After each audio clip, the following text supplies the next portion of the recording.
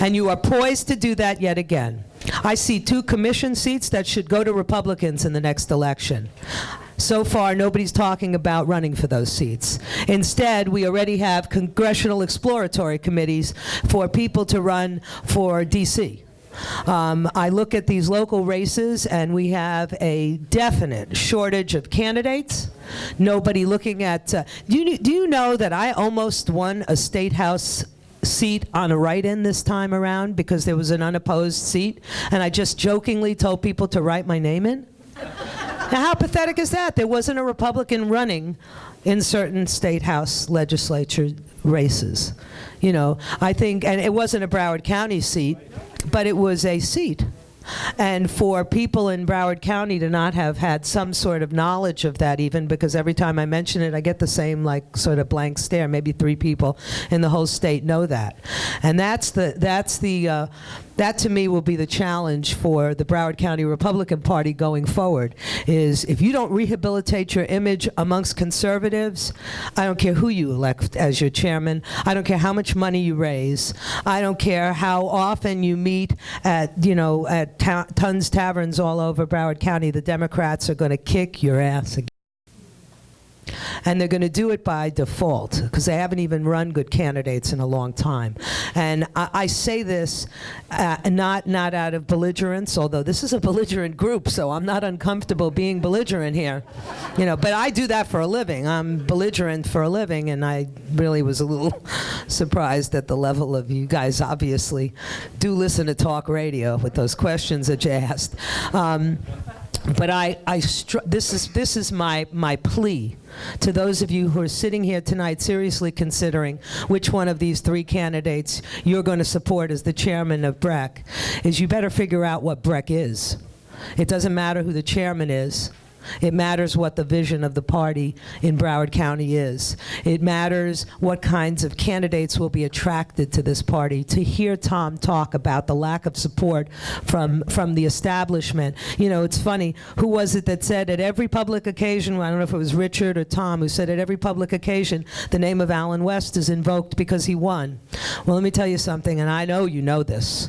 Allen West won because of an independent who got involved in his campaign and who pulled independent votes for him. He did not run because the Republican Party helped him. When Allen declared that he was going to run the first time, I went to both committee chairmen in Broward County and in Palm Beach County, and I said, I need your help. I have a phenomenal candidate, and if we get behind this guy, we're going to win. I don't care who wins the presidential election. We got the guy who could win this. And both chairmen told me he didn't stand a chance. And we came back a second time, and again we went to the Broward County Republican Executive Committee, and again we went to the Palm Beach Republican Executive, we went to the RPOF, and we asked all those questions. How about this time? He came close and he didn't have any money. Are you going to support him? And we got the same answer. Okay? Now, don't, you know, it's nice when people invoke his name, but you remember that if it hadn't been to an independent, and I'm not bragging, but Allen will tell you this himself, if it hadn't been to for an independent voice who kept bringing him to the attention of the voters in Broward County, Allen West would probably not have done as well as he did this time. I tend to think he would have won anyway because he was such a stellar candidate and a fundraising magnet. But to be honest, not by 9 points. That happened because I got Democrats to vote for him. If I was depending on Republicans, he wouldn't be your congressman-elect. And that's pretty sad.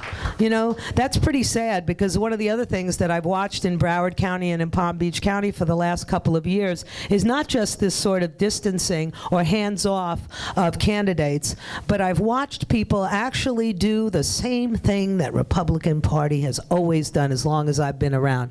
And that's this sense of entitlement, that somebody deserves a chance to run for office simply by the fact that they showed up the most, or they spoke the most often, or they volunteered on somebody else's campaign. You have to start looking for candidates who stand on their own, have a vision, have ideas that resonate with people, and then, and only then, do you support them. I mean, if you continue to run the Bob Doles and the John McCains at the presidential level because they deserve the chance, and if you continue to run grassroots candidates because you like them or because they did the most for you or anything like that, you will not win elections. And the proof is you are not winning elections. And there's no reason. Don't tell me that these districts are designed and they this and they that. If there had been, proper strategy, proper training of candidates, was it you, Tom, who said candidates don't even know how to run an election? How could that be? What kind of party is this? That you don't know how to run an election? That you got candidates who don't know which doors to knock on, where to get volunteers? Not for nothing. But, one of Alan West's campaign coordinators is here. One of his volunteer coordinators is sitting here and running as the assistant chair in one of these races, and I'll ask her and she'll answer the question. She didn't get her volunteers from Breck. She didn't get it from the Palm Beach Executive Committee. That's pretty sad. That should be the first line of defense. You can walk into offices that had successful races all over the state of Florida and all over this nation and ask them, where did they get their strength? And they will tell you, and watch this, Richard, they got it from the grassroots because their parties had failed them over and over and over again, and they were just tired of losing. They were tired of losing. JoJo, people like that, they got tired of losing.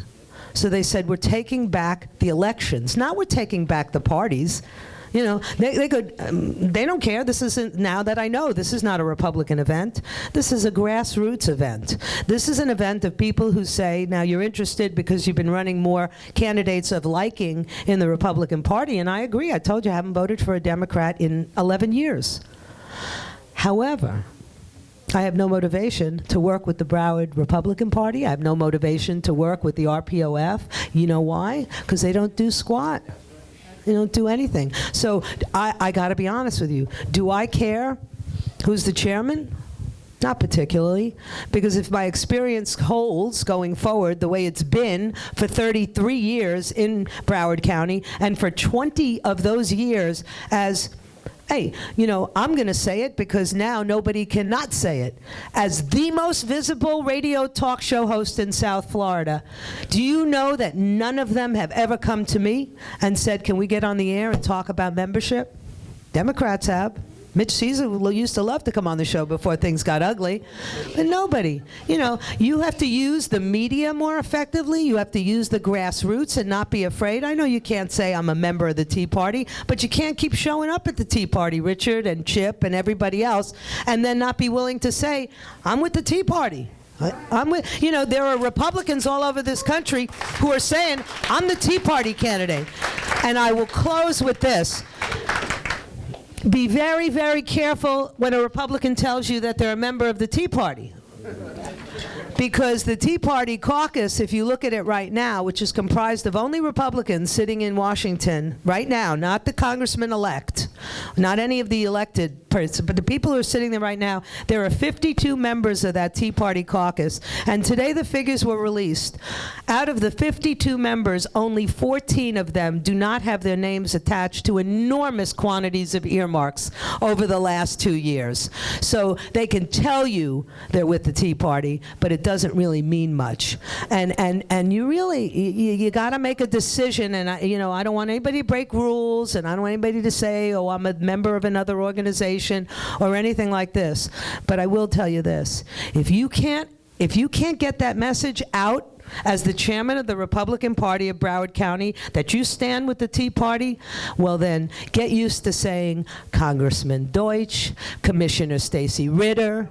Get used to those things because you're going to continue to have that experience. So please, I'm not trying to take anything away from the candidates. I said before, all three of them are qualified to be Breck chair. But so was the young lady who served me my wings.